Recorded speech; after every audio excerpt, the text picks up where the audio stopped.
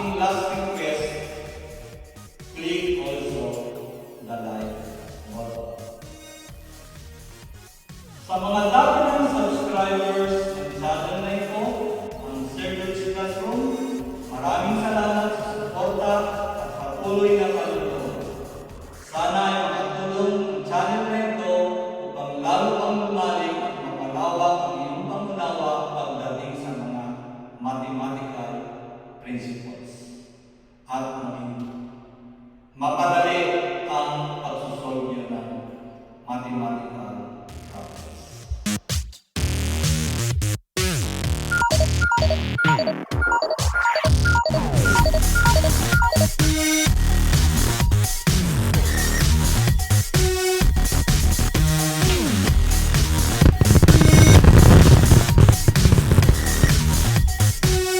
Ang topic natin ngayon ay solving linear equations in one variable, but this time involving fraction. Pag fraction na, negative na yung ano natin, no? Negative na yung dating sa atin. Parang ayaw na natin kasi nahihirapan tayo sa fraction. Pero alam niyo ba, kapag fraction, i-apply lang natin yung multiplication property of equality, hindi na siya magiging fractions. Mamaya, i-discuss ko sa inyo. Bago yon, i-discuss muna natin ang LCD. Ano ba ang ibig sabihin ng LCD? Ayan. Ang ibig sabihin ng LCD ay least common denominator. No? Ulitin ko, least common denominator. Kailangan natin ito sa pagko-convert ng fraction into non-fraction. Kasi nga, nahihirapan nga tayo pag fraction, di ba? So, para hindi tayo mahirapan, yung fraction, gagawin nating hindi fraction. Ayan. So, kailangan nating hanapin yung least common denominator. Example. By the way, the least common denominator is the least number that can be divided by the denominators of the given fractions without a remainder. Kasi hindi pwedeng may remainder. Kasi hindi natin siya hindi natin mai-eliminate yung denominator. So example, 2/3 and 3/7. So what will be the LCD if the fractions are 2/3 and 3/7? What is the least number that can be divided by 3 and 7 without a remainder? So yan ay 21. Sir, yung 42 po, pwede pong i-divide ng 3 and 7 without a remainder. Yung 63 din po, yung 210 din. No? Pero ang sinasabi dito, least, no? Least common denominator. So ang LCD ng 3 and 7 is 21. It is the least number that can be divided by 3 and 7 without a remainder. Next example, 3/4, 5/6, and 5/6 lang pala. And the LCD of 3/4 and 5/6 is 12. Sir, pwede po 24. Yes, pwede ding i-divide ang 24 ng 4 and 6 without a remainder. Even 36, 72, marami, no? There are infinite numbers that can be divided by 4 and 6 without a remainder. Pero ang i-consider natin is yung least. So, it is 12. Next example, 2 9s, 1 6, and 7 12s. So, what is the LCD? If these are your fractions, 2 9s, 1 6, and 7 12s. Correct ka dyan! The LCD is 36. So, you know already how to find the LCD. So, let's go now to convert it to solving linear equations involving fractions. Example number 1.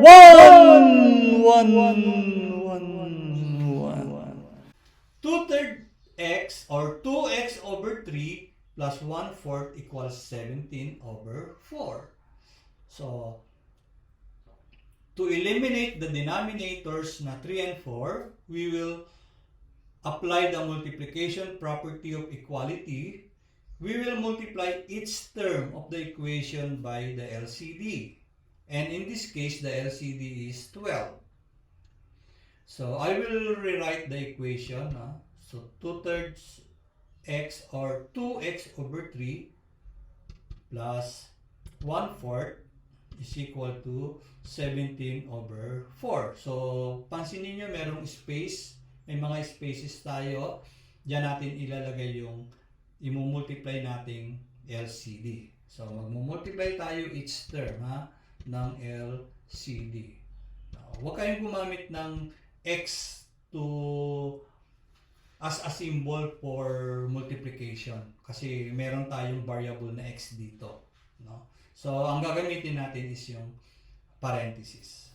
Ibig sabihin yan, multiplication. So, 2/3 x or 2x over 3 times the LCD. The LCD is 12. Ganon din sa 1/4 times 12. And sa 17 over 4 times 12. Ayan. So, 12 times 2 is 24 divided by 3, 8. So, 8 yan, no? 8x. Pero, gagamitan natin ng cancellation dito kasi para yung pag malalaki na yung numbers, gagamit na tayo ng cancellation para hindi tayo mahirapan. Cancel natin si 12, cancel natin si 3. Ayan. So, pag kinancel natin si 12 at saka si 3, si 12 magiging 4. Ayan. Si 3 magiging 1. Pero hindi na natin isusulat yung 1 kasi bawal ang denominator sa 1. So, ika-cancel din natin si 12 at saka si 4. Ayan, 12, 4. So, si 12 magiging 3. Si 4 magiging 1. Bawal isulat si 1. So, ganun din sa right side. Si 12 at saka si 4. Si 12 magiging 3. Si 4 magiging 1. Ayan. Tapos, simplify na natin. So, 4 times 2x is 8x. Plus 3 times 1 is 3. So, this is equal to 17 times 3 is 51. Yan. So, the new equation is 8x plus 3 equals 51. So, wala na yung pampalito, pampagulo na denominator. So, yung fraction, hindi na siya fraction ngayon. No? Naging ano na lang siya, normal na equation. 8x plus 3 equals 51.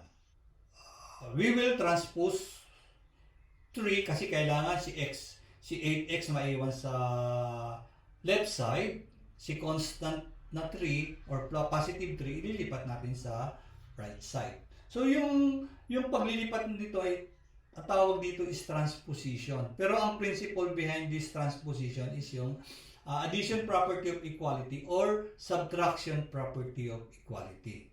Kasi kung magsasubtract tayo dyan, minus 3, sa kabila, minus 3. So, magiging 51 minus 3. So, yung positive 3, ililipat natin sa right side. So, isulat muna natin yung 8x. Ayan. Kailangan maiwan si 8x sa left side.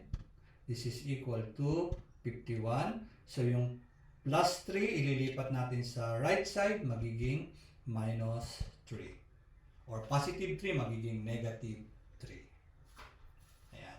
Pero ang principle dito, behind sa transposition, is subtraction property of equality. So, 8x na lang sa left side. I-simplify natin yung nasa right side. 51 minus 3 is 48. So, kailangan, di ba, kailangan x lang ang maiwan sa left side. Kasi yun ang sinusolve natin solve for x. So, gagawin natin dyan, bawal ang transposition dyan Sir, i-transpose po natin si 8 para si x na lang sa left side. Hindi pwede. Bawal ang transposition pag magkadikit. And katulad yun, magkahiwalay si 8x plus 3, magkahiwalay sila, pwedeng ilipat si positive 3. We will apply the division property of equality. So we will divide 8x by 8. Ayan. So para hindi naman magselos si right side or si 48, magdi-divide din tayo ng 8. Ang ginamit nating property dyan ay division property of equality. So 8 divided by 8 is 1. Or pwede nating i-cancel yan. So ang naiwan na lang is x. Ayan. Yan yung objective natin, di ba? Yung nasa isang side, yung variable lang. Yung constant nasa kabilang side. So x is equal to 48 divided by 8 is 6. Ayan. So the value of x is 6. Now, pwede nating i-verify yan kung tama yung sagot natin, kung tama yung value ng x na nahanap natin. So, meron tayong checking. Ayan. Pag chinek natin, dapat balance ang equation. Kapag hindi balance, pwedeng mali yung value ng x, pwedeng nagkamali tayo sa process ng pag-check natin. So, to check the value of x if it is correct, use the original equation. No? Substitute the value of x to the original equation. So, dito sa 2/3 x plus 1/4 equals 17 over 4, isa-substitute natin yung value ng x. So, magiging 2/3 times 6 plus 1/4. We are not yet sure if this equation is balanced, no? So, meron tayong question mark. Is this equal to 17 over 4? Now, multiply 2 times 6. 2 times 6 is 12. So, 12 over 3. Ayan.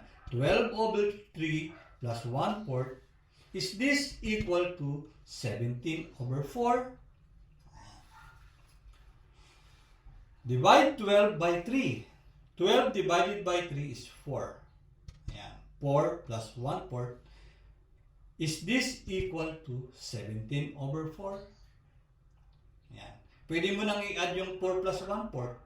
4 plus 1/4 is 4 and 1/4. Pag change mo siya sa mixed number, sa improper fraction, 4 times 4, 16 plus 1, 17. 17 over 4. So, balance sila. No? Pero hindi ganun ang ginawa ko. Yung 4, pinalitan ko ng 16 over 4. Kasi 16 over 4 is equal to 4. So, bakit 16 over 4, sir? Para madali siyang i-add sa 1/4. Kasi similar fractions sila. Ayan. 16 over 4 plus 1/4. Is this equal to 17 over 4? O di ba similar fractions na sila? So, madali na silang i-add. 16 plus 1 is 17. Copy the same denominator, the common denominator, 4. So, 17 over 4 is equal to 17 over 4. So, the equation is balanced. Therefore, the value of x, which is 6, is correct. Correct ka dyan! Okay? So, that is how to solve linear equations involving fractions. Let's go to example number 2. 3x over 8 minus 1 is equal to 3x over 6 plus 5. Tatanggalin natin yung denominators, hindi pwedeng magbura. So we will apply the multiplication property of equality, no, to eliminate the denominator.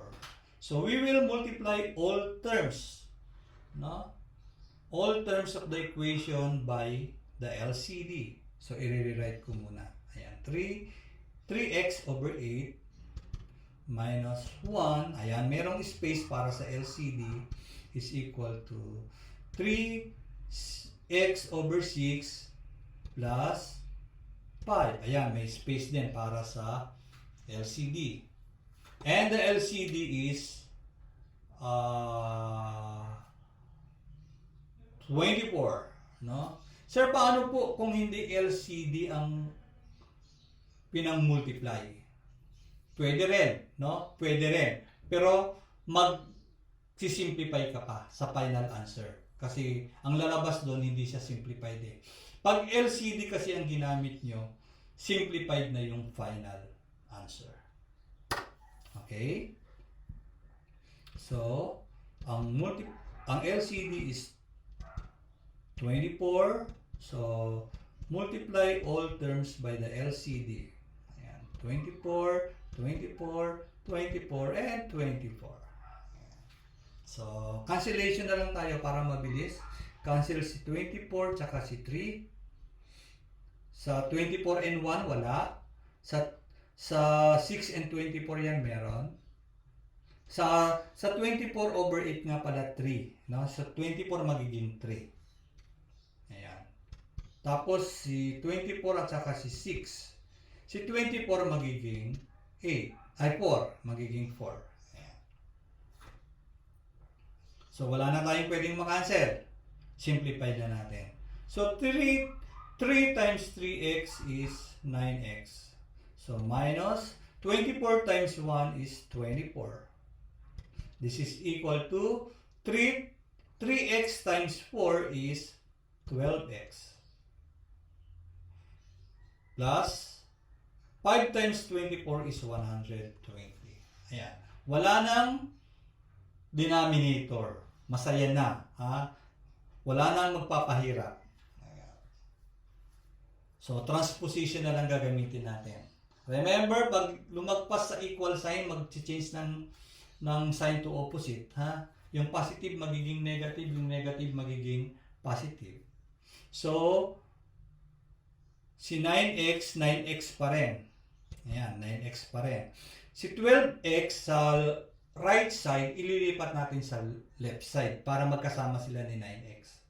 Pag nag-transpose tayo, mag-change sa opposite. So, yung 12x magiging negative 12x. This is equal to, si 120, hindi siya lumipat. Siya lumipat po. Hindi siya lumagpas sa equal sign, so positive pa rin. Ayan, 120. At saka pwede mo namang hindi ilipat eh. Tapos, negative 24, ililipat mo siya para magkasama sila ni 120, magiging plus 24. Ayan. Simplify na natin. Pwedeng kumanta sa isip dito. 9x is positive, 12x is negative, different signs, subtract, 12 minus 9 is 3, copy the sign of the bigger number, negative 3. So, magiging negative 3x. This is equal to, same signs at in keeps, parehong positive, 120 is positive, 24 is positive, 120 plus 24 is 144, keep the sign, positive. So, 144. Ayan. Dapat x lang ang nasa left. So, magdi-divide tayo sa left ng, kailangan mawala si negative 3. Negative 3 ang ipang di-divide natin. Para hindi mainggit at magselos si 144, divide din ng negative 3. Ayan. Negative 3 divided by negative 3 is 1. So, magiging 1x yun, no? 1x, bawal isulat yung 1. So, x na lang. Or pwede natin i-cancel yung negative 3 at saka negative 3. Ayan. So, ang naiwan na lang sa left side is si x. This is equal to 144 divided by negative 3 is negative 48. So, the value of x is negative 48. Check your answer if it is correct para ma-verify natin kung tama yung sagot natin. No? Ayan. X is equal to negative 48. So, use the original equation. 3x over 8 minus 1 is equal to 3x over 6 plus 5. So, substitute the value of x to the original equation. So, ayan. 3 times negative 48 over 8 minus 1 is equal to 3 times negative 48 over 6 plus 5. We will use cancellation para mabilis tayo mag-simplify. Makakancel yung negative 48. May question mark nga pala, no? May question mark. Dito na naman napansin. Kasi hindi pa tayo sure kung balance yung equation. So, ika-cancel natin si negative 48 at saka si 8. Si negative 48 ay magiging negative 6. Kasi negative 48 divided by 8 is negative 6. Kakancel natin si negative 48 at saka si 6. So, si negative 48 ay magiging negative 8. Kasi negative 48 divided by 6 is negative 8. So, 3 times negative 6 is negative 18. Minus 1. Is this equal to 3 times negative 8 is negative 24. Plus 5. Ayan. Kakanta na naman kayo sa isip. Negative 18 minus 1. Same signs, add and keep. So, 18 plus 1 is 19. Keep the sign, negative. So, negative 19. Negative 24 plus 5. Different sign, subtract. 24 minus 5, 19. Copy the sign of the bigger number, negative. So, negative 19 then. So, the equation is, they are equal and they are balanced. So, therefore, the value of x is negative 48. So, those are the two examples of solving linear equations in one variable involving fractions. Just like our previous videos, meron din tayong practice exercises, no? Ayan. Pag practice exercises, isosolve nyo yung mga given equation. So, pag na-flash ko na yung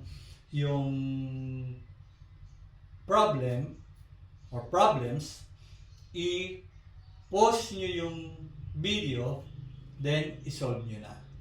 Then, pag may answer na kayo, i-play nyo ulit para ma-check nyo kung tama or mali kayo.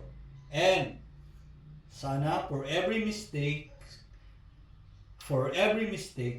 there is learning. No? Hindi yung, ay, mali ako. Ganun lang. No? Dapat, ay, mali ako. Paano, ba't kaya ako nagkamali? Ayun.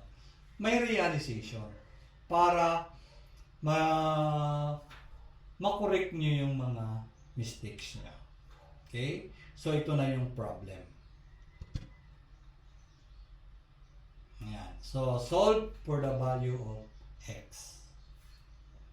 Yung checking ano lang yung checking optional lang kung gusto nyo lang. Pero kung gusto nyo maka-sure ng 100% sa sagot nyo, i-check nyo.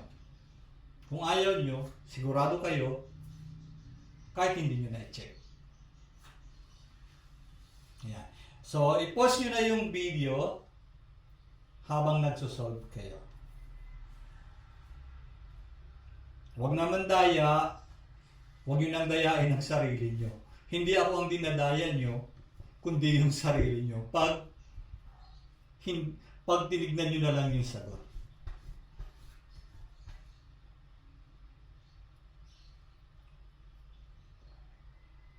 Pause nyo na.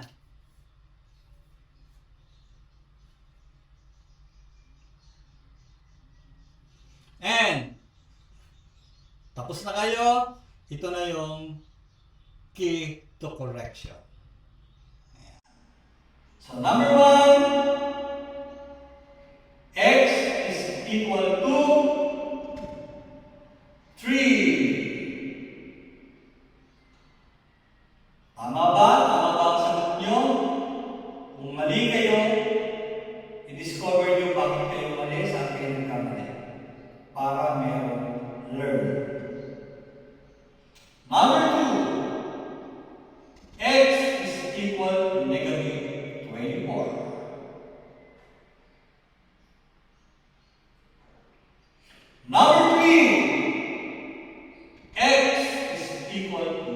10.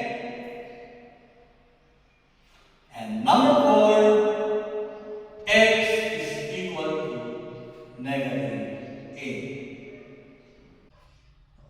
Siguro yung mga Lodi at Petmalu dyan, sa math, perfect siguro ang score nyo. No? Ngayon, kung hindi kayo Lodi, hindi kayo Petmalu, gawan nyo ng paraan para maging perfect kayo. Thank you for watching this video. This is Service saying, always do what is right. You can never be